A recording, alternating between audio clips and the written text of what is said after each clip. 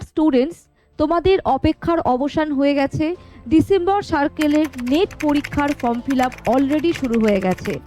নতুন বছরে 1 জানুয়ারি থেকে 19 জানুয়ারির মধ্যে তোমাদের পরীক্ষা হতে চলেছে। আশা করি তোমাদের প্রস্তুতি সকলের খুব ভালোভাবে চলছে। ইউজিসির নতুন গাইডলাইন্সে অর্থাৎ ডিসেম্বর সার্কেলের গাইডলাইন্সে তেমন কিছু পরিবর্তন লক্ষ্য করা যায়নি।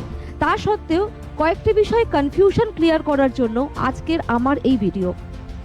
প্রথম যে কনফিউশন তোমাদের মধ্যে থাকে সেটা কাস্ট সার্টিফিকেট সংক্রান্ত।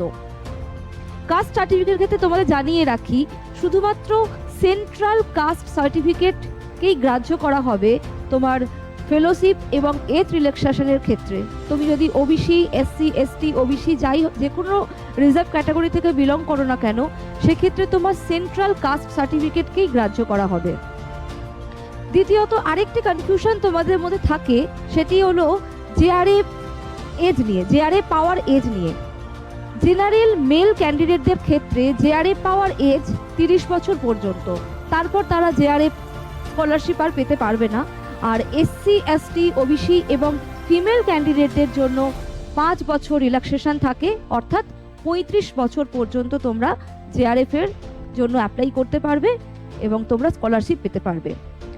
আরেকটি বিষয় যেটা হচ্ছে, যারা পোস্ট গ্র্যাজুয়েশন অর্থাৎ মাস্টার্স যারা করছো, করতে করতে যারা তোমরা ইউজিসি নেটের প্রিপারেশন নিচ্ছ এবং তোমরা যারা পরীক্ষা দেওয়ার পরিকল্পনা করছো, তাদেরকে বলে রাখি, তোমরা যদি জেআরএফ এবং অ্যাসিস্ট্যান্ট প্রফেসর এই দুটির জন্য কোয়ালিফাই করো, সেক্ষেত্রে 2 বছরের মধ্যে তোমাদেরকে পিএইচডিতে এনরোল করতে হবে, না হলে তোমাদের ল্যাপস হয়ে যাবে।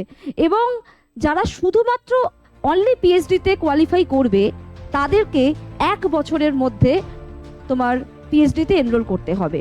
আরেকটি বিষয়, যারা 4 বছরের ডিগ্রি কোর্স অর্থাৎ সিজিপিএ তে 75% মার্কস পেলেই তবেই তোমরা নেট পরীক্ষায় বসতে পারবে।